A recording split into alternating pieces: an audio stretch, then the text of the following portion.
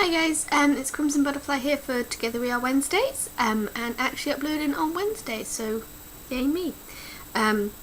So the decorating's all done, so as you can see, I'm not sure if you can, the camera won't show it up so much because it's just a slight off-white, but yes, I apologise for uploading my last two videos late, so this one's on time, and I hope you all are well.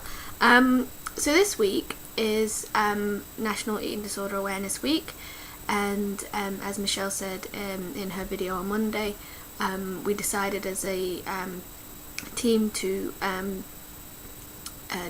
talk about myths with eating disorders, of which there are many, so it's difficult to choose a particular myth to talk about, but I think for me one of the ones that I think are most common, one of the most common myths that you hear about is the myth that you don't have an eating disorder unless you're underweight, which is really stupid. Let's just say it's stupid because there are so many different types of eating disorders that cover an entire spectrum, to do with food. Some are restrictive in nature, like anorexia, or eating disorder restrictive subtype. Some don't restrict the calories, for example bulimia is one example. The person may or may not restrict their calories, some people do, some people don't. It's to do with binge purging, so that's one example. Other examples are like binge eating disorder,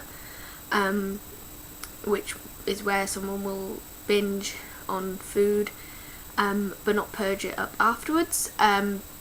So sorry, a bit of a sore throat. They'll binge but not purge, so they're taking in excess calories, which of course is not going to result in weight loss, or the person becoming underweight. And also there's compulsive overeating, where people, as the name suggests, compulsively overeat food. So just, after thinking about the types of eating disorder there are, you can see clearly that you don't necessarily have to be underweight to have an eating disorder. And also, while eating disorders are about weight and food and calories,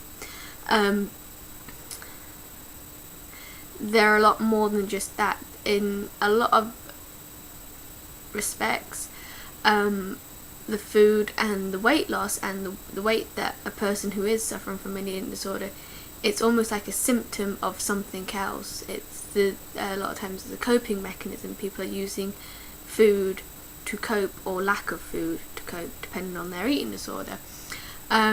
So for someone to say, well, you can't have an eating disorder, you're a normal weight or you're overweight, is just, it's completely stupid, in my opinion. So yeah, I suppose that's the myth rounded up. Apologise, the cat's been wanting fuss, and as soon as I switched my camera on, she decided she wanted to have some fuss, but there you go. So yes, clearly, like, just discussed it, that you can have an eating disorder and be, sorry, the cat just bit me, she has a habit of doing that. So you can have an eating disorder and be a normal weight or overweight, because a lot of the times, like I said, an eating disorder, the control of food is usually a symptom of something else. It's usually a coping mechanism for a lot of people with eating disorders. For example, in binge eating, they might feel overwhelmed and using the food as a calming mechanism. I'm really sorry, she has a habit of doing this. Thank you for distracting me. It's a good job, you're cute.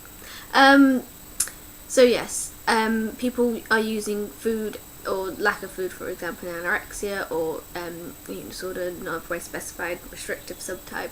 People are using food as a way of coping with difficult emotions or difficult situations, or things of that nature. So yeah, I totally forgot where I was going with this. So yes, I apologise.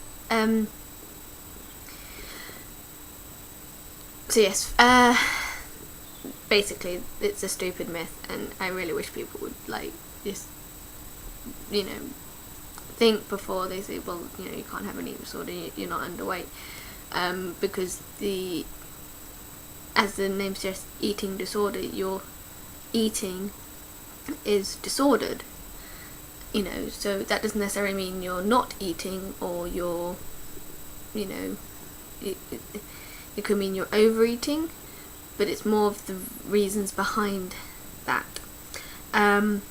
So yes, that is the topic for the week. I'm sure the other girls will be coming up with other myths to discuss. Michelle's video on Monday on disorder versus diet, great video, and Arc Drummer's video was very good as well, so check them all out.